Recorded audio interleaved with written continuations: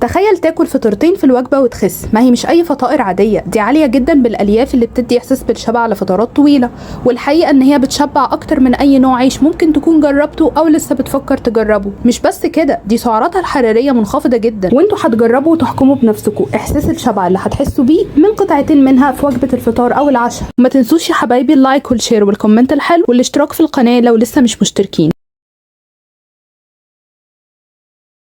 بالنسبة لمقادير العجينة بتاعتي النهاردة، أول حاجة أنا هستخدم فيها دقيق الشعير. دقيق الشعير اللي أنا هستخدمه بتاع سنبلة الفرات، خطير بصراحة، من أحلى أنواع الدقيق اللي أنا جربتها ومفيش مقارنة ما بينه وما بين دقيق الشعير السايب. يعني الوصفة دي لازم يكون فيها دقيق شعير ناعم جدا زي ما انتوا شايفين كده. شايفين عامل ازاي؟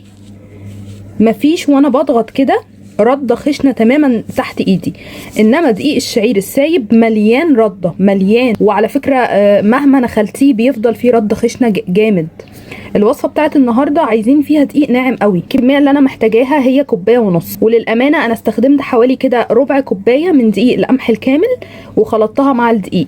ليه؟ علشان تديني شويه هشاشه في النتيجه النهائيه للمعجنات، لان دقيق الشعير من المعروف ان هو دقيق تقيل شويه، هو والشوفان وكده. يبقى انا محتاجه كوبايه ونص من الدقيق، لكن ناعم. محدش لو سمحتوا يروح يعمل الوصفه بدقيق شعير السايب ويرجع يقول لي ما طلعتش زي النتيجه اللي معاكي. انا من البدايه اهو بقول لكم ان نتيجه الدقيق ده مختلفه عن الدقيق السايب. معايا كمان معلقه صغيره من الخميره الجافه الفوريه، وضفت عليها نص معلقه صغيره بس من العسل، ودوبتهم في شويه ميه دافيين. ولازم نعمل الاختبار ده قبل ما نشتغل في اي معجنات، تبقي يعني متاكده ان الخميره بتاعتك فعاله. معايا كمان معلقتين كبار من زيت الزيتون، ممكن بديل ليه سمنه بلدي، زبده صفراء طبيعيه، زيت جوز هند، زي ما انتوا عايزين، وبيكنج باودر.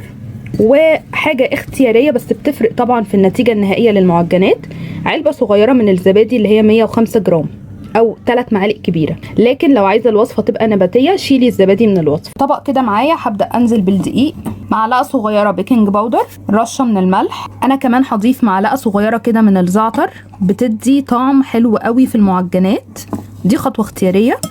وهقلب المقادير كلها الجافة كده في بعضها. بعد كده هنزل عليهم بالخميرة اللي هي ما شاء الله واضح قد ايه عليها ان هي تفاعلت. انا بستخدم خميره دريم. وهنزل عليها بعلبه الزبادي اللي يفضل ان هي تكون واخده درجه حراره الجو، مش ساقعه من التلاجة. زي ما اتفقنا، عايزه تحذفيها من الوصفه شيليها مفيش مشكله. لازم العجينه معانا في النهايه تبقى عجينه طريه وفيها سنه من التلزيق. ما ينفعش المعجنات ابدا نسيبها عجينه ناشفه ومتماسكه، هتاخدي نتيجه وحشه في النهايه. تمام، هزود بقى ميه. انا هسيب معلقتين الزيت الزيتون في النهايه خالص اجمع بيهم العجينه. بصوا، انا عايزه اوريكم حاجه كده، هي اتلمت شايفين، ولكن مش ملزقه في الايد. بصوا يا جماعه، لو عملت كده ما بتلزقش في ايدي.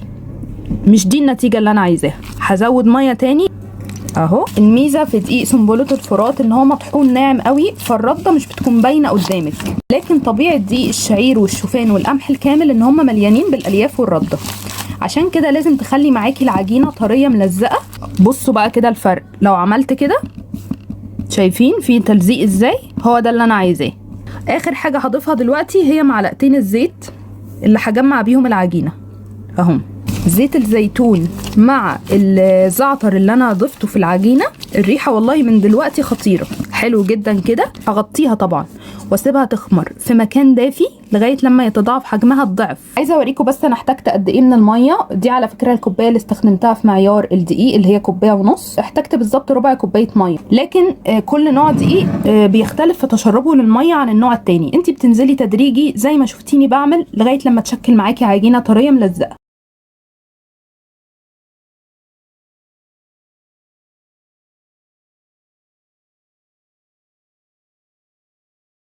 ده معايا بيكون شكل العجينه بعد خلاص ما خمرت. انا سبتها يمكن ساعه.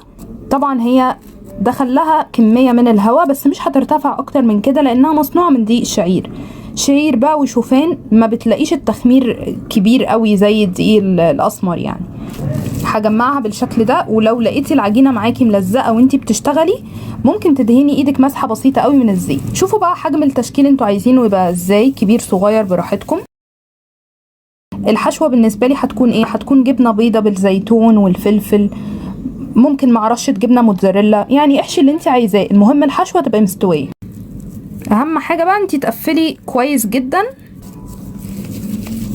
طيب تعالوا نعمل مع بعض واحده كمان. دهنت ايدي مسحه زيت لان العجينه فيها تلزيقه واضحه جدا عشان اعرف اتعامل معاها، وابدا اعمل لها كده فتحه في النص واحط فيها الحشوه اللي انا عايزاها.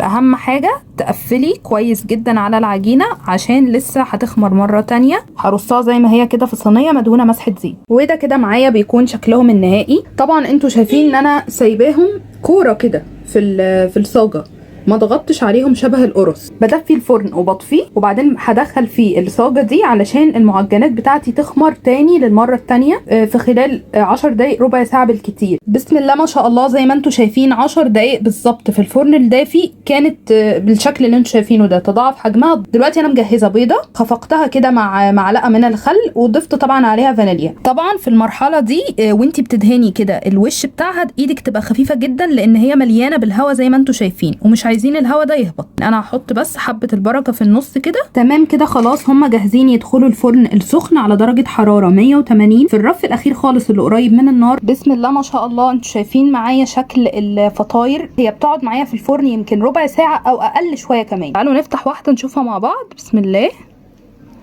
واو، جبنه بقى بتشد، مع اني مش حاطه جبنه كتير زي ما شفتوا. انتي تعرفي ان العجينه بتاعتك ناجحه امتى؟ لما تيجي كده تفتحيها بالشكل ده تلاقيها مفرغه من جوه مش مكتومه. بالنسبه للسعرات الحراريه التقريبيه، لان طبعا كل نوع حشوه والكميه اللي هتستخدميها هتختلف السعرات من حشوه لحشوه اكيد. بالنسبه لي انا بالتقريب كده القطعه الواحده فيها 160 سعر حراري، يعني تقدري تاكلي من قطعه لاتنين في وجبه فطار، في وجبه عشاء، جنب طبق كبير من السلطه. بجد بتشبع وبتقفل الشهيه القفله التمام. انا عايزاكم بجد انتوا تجربوها وتقولوا لي رايكم. خلوني دلوقتي افكركم بوصفة اقل سعرات عيش صحي في العالم اللي ممكن تاكلي بدل الرغيف 2 و3 في الوجبة الواحدة من كتر ما سعراته قليلة. المفاجأة ان هو بالمية وبس، من غير بيض ولا خميرة، بعجينة سائلة، بيجهز في دقايق. طعمه كمان لذيذ جدا وبيشبع قوي قوي. تخيلي هتاكلي بدل الرغيف 3 كمية الشبع اللي هتحسي بيها. هسيب لكم اكيد اللينك بتاعها تحت في صندوق الوصف. لو مش بتعرفي توصلي لصندوق الوصف قوليلي في التعليقات ان انت عايزه اقل سعرات عيش صحي في العالم، وهبعتها لك لغايه عندك في اللينك، تدخلي وتتفرجي على الوصفه على طول. واشوفكم مع فيديو جديد يا احلى متابعين في الدنيا. مع الف سلامه.